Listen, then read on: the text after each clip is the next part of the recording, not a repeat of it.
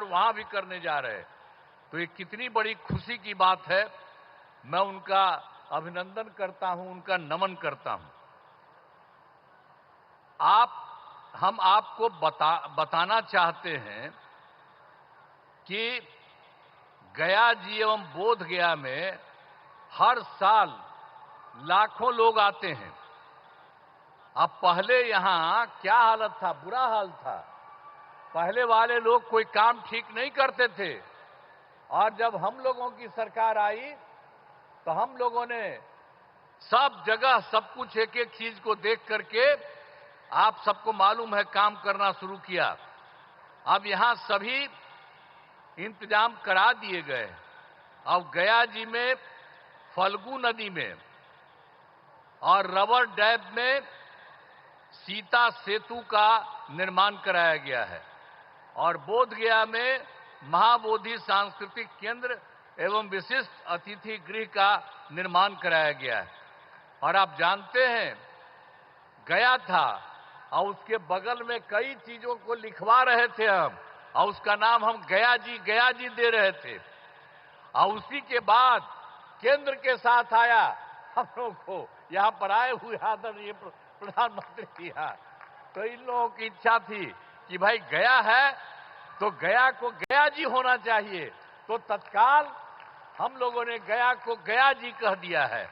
आज यही सब देख करके तो हम लोग तो कर ही रहे थे आप लोगों को, लेकिन शहर का नाम गया ही था, तो अब गया का भी नाम गया जी हो गया अब सब दिन के लिए। तो अब एक तरफ बोध गया है और एक तरफ गया जी है। तो ये सब काम किया जा रहा है काफी चिर से। अब कुछ बात आपको हम बिहार के लिए कह देना चाहते हैं। अब पहले जो हम लोगों की सरकार आई 24 नवंबर 2005 को, और एनडीए की सरकार आई जिसमें बीजेपी और जदयू की सरकार थी, और उसके माध्यम से हम लोगों ने काम करना शुरू किया। लेकिन उसके पहले की जो सरकार थी उसका कोई काम नहीं था, सरकार से कोई काम नहीं किया गया।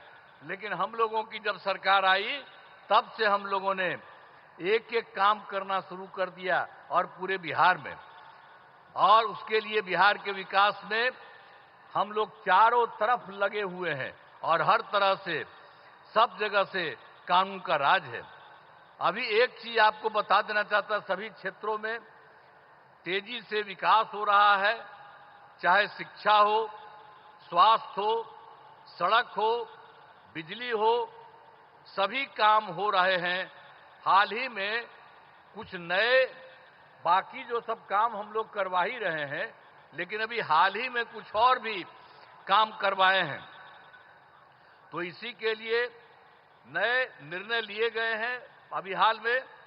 तो अभी वृद्धजनों, दिव्यांगजनों और विधवा महिलाओं को मिलने वाली पेंशन की राशि 400 रुपया थी, तो इसीलिए अभी हम लोगों ने उनको बढ़ा करके 400 रुपये को बढ़ा करके 1100 रुपया कर दिया है।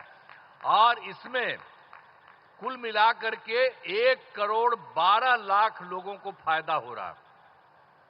तो हम लोगों की सरकार में तो सब तरह से लोगों को फायदा देने का काम किया ही जा रहा है। और एक चीज आपको और बता देते हैं कि 2018 में हर घर बिजली पहुंचा दिया गया, और लोगों के घर में जो बिजली पहुंचाया जा रहा था उसको भी बहुत कम पैसा में दिया गया। लेकिन इसके बाद अभी इस साल हम लोगों ने तय कर दिया कि अब उनको पूरे तौर पर मुफ्त में दिया जाएगा।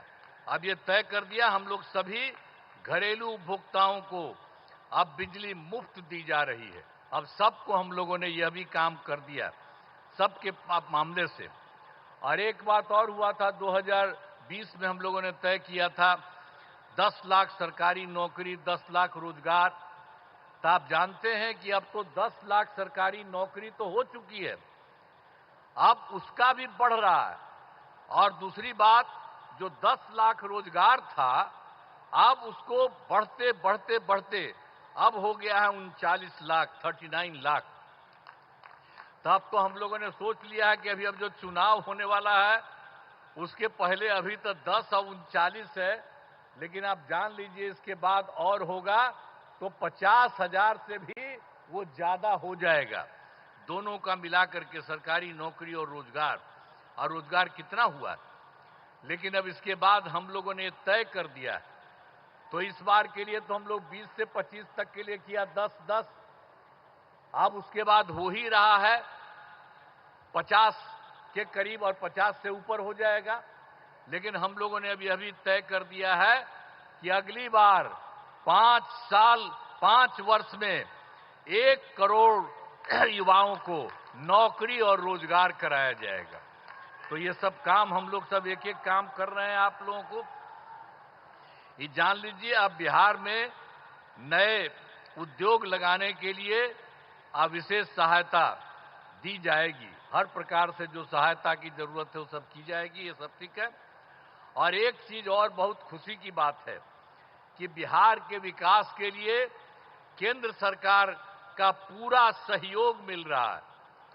आप जानते हैं, इस बार के चुनाव के बाद जुलाई 2014 के बजट में बिहार को विशेष आर्थिक सहायता के रूप में सड़क, उद्योग, स्वास्थ्य, पर्यटन और बाढ़ नियंत्रण के लिए बड़ी राशि देने की घोषणा की गई। और उसके बाद फिर फरवरी 2025 के बजट में बिहार के मखाना बोर्ड, एयरपोर्ट की स्थापना, पश्चिमी कोसी नहर के लिए वित्तीय सहायता आदि की घोषणा की गई। तो इन लोगों ने तो लगातार 2 भी कर दिया।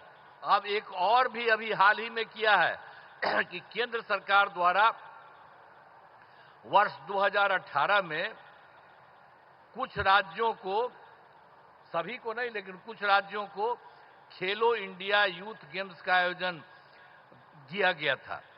अब उसके बाद जो कुछ लोगों को मिलता था, तो इस बार के बाद इन लोगों ने खेलो इंडिया यूथ गेम्स का आयोजन बिहार के बारे में तय कर दिया। अब जो बहुत ही गौरव की बात है।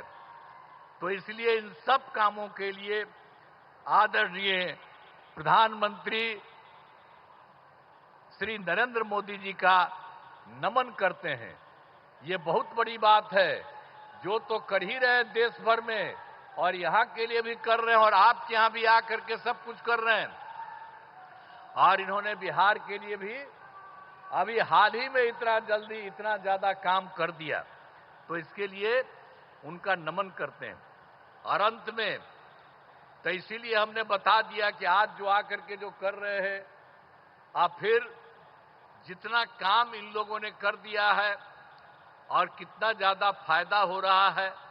अब बिहार कितना बुरा हाल था जी पहले, कितना कम उन लोग का रहता था।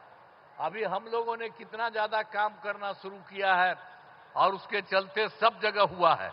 और अब जरा देख लीजिए, पहले जो था बिहार में कोई कपड़ा ठीक पहन पाता था, कोई महिला के लिए कोई काम किया था, और महिलाओं के लिए काम किया, इवन मुस्लिम के लिए भी कुछ नहीं किया। हम लोगों ने सबको के लिए काम किया। तो इन सब चीजों को याद रखिएगा। और अब तो सारे कार्यक्रम के बारे में यहां पर पधारे आदरणीय प्रधानमंत्री श्री नरेंद्र मोदी जी का पुनः अभिनंदन करता हूं और उनको मैं धन्यवाद देता हूं, और आप सब लोगों का मैं नमन करता हूं। इन्हीं शब्दों के साथ मैं अपनी बात समाप्त करता हूं। बहुत बहुत धन्यवाद।